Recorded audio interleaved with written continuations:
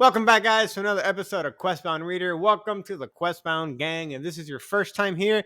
Well, we're so very happy to have you. Guys, as always, don't forget to like, subscribe, comment, share with the family, share with the world, help the channel grow a little bit more, and give me the opportunity to earn that from you. Alrighty.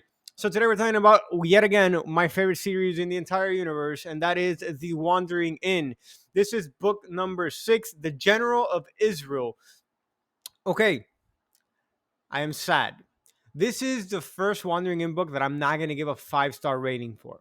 To me, this book, it started off really strong. I loved it up until the Antinium Wars. To me, it was a little boring. It was just, I don't know. It was 3 chapters of a story retelling of what happened in the Antinium Wars from different points of views, and it felt a little redundant. I don't think I think in one chapter we could have encapsulated all of that, and maybe made the book shorter if you wanted to, but it just wasn't. I don't know. I just didn't like that part that much. The ending of the book was 100% fantastical, so I definitely recommend that. But let's start going into in depth, which means some slight spoilers, and I'll warn you when I'm getting to them. So, what does this book start off with? Well, we go back to Tom. Now, Tom, who is the clown, we've seen him in a book before, and he is actually one of my favorite characters in this book. This book is crazy, and by that I mean Tom is crazy. He's literally afflicted with, I guess you could call it a skill or an ailment called lesser. What is it? Like he's going lesser madness or something like that, and he is slow or lesser insanity, it might be. So he's going crazy, and he thinks that the clown inside of him is a separate person from himself. Anyway, well, the Blighted King, which is a kingdom that he's in, gets attacked by demons, and this is where we're going to get into some slight spoilers. Well, Tom is forced to become the clown yet again, even though he vowed not to do it. Now, nobody forces him, but the clown itself. And up until that point, Tom thought that he could control the clown. And I think at first I was a bit confused. I was like, wait, is this the clown or is this Tom? Are they separate or are they the same? But I think they are one and the same. It was a conclusion I gathered. And it was super interesting. First of all, Tom is insanely strong for what he is. He's not an outright person that's going to go and do powerful skills to kill you, but his tricks up his sleeve are very useful in warfare. He is ingenious. He is creative. He is sadistic. He's crazy. He's like one of those killer clowns. Man, I thought of it as Tom. I can just imagine him dressing up like as Pennywise and going on and just like stabbing the bad guy, the demons, the bad guys, and just getting rid of all of them. I thought it was such a good like character portrayal of what someone who is going insane might go through. And I work in the mental health field, so I deal with a lot of people that have like intellectual impairments and whatnot. And to me, this was fascinating. So I really encourage you guys this book is really cool, to read through this. Now, um, we continue to where Erin is being well, she's trying to go get milk, and cheeses and other dairy products from this farm near her inn, and she gets attacked. The whole farm gets attacked by the eater goats, which is what the goblins call them. Now we have the Red Fang group that were from Garen Red Fang, and they were, they had gotten lost, they had defected, gone for rags. It's the same group as the goblins from the book of Etham, whatever. I'm really bad at pronouncing that. You guys know what I'm talking about. I'll drop it in here somewhere.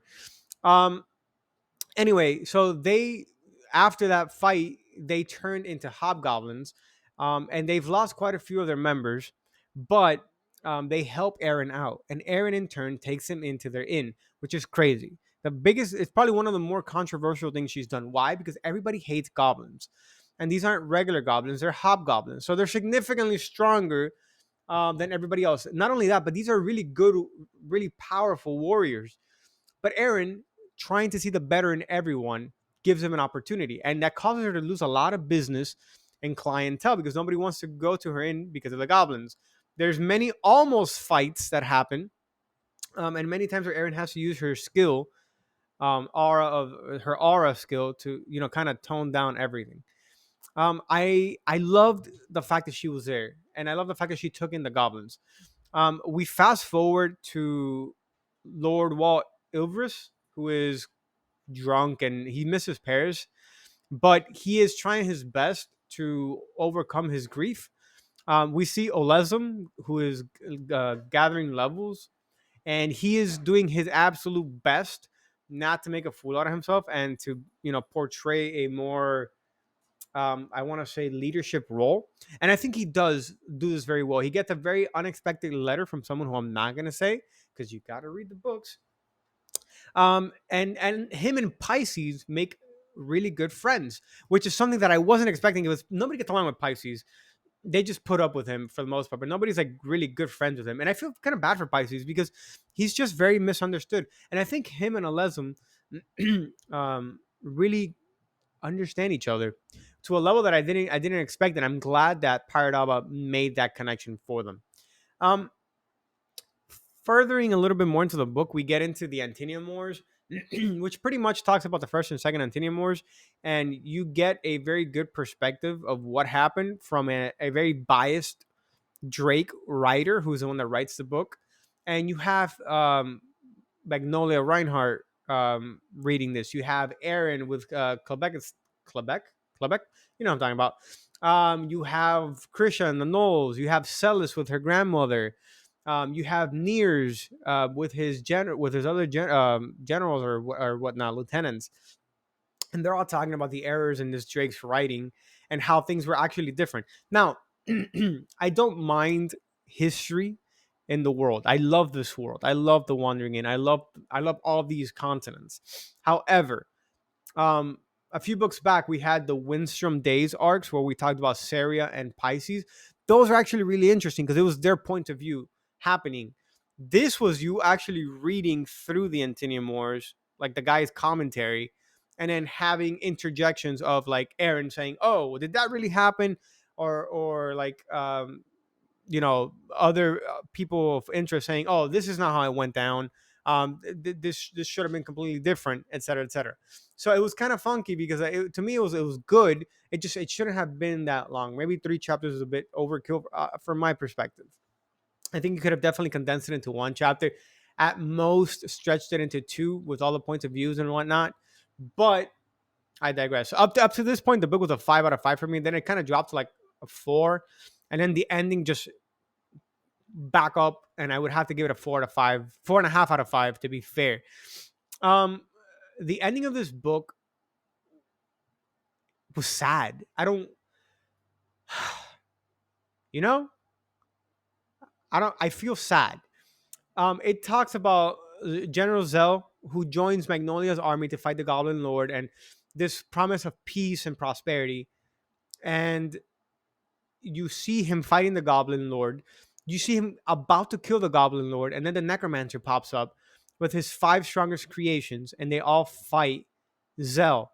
And Zell, he's this old retired veteran. He's doing his best to push for the people, to push for a bright future for everyone after him.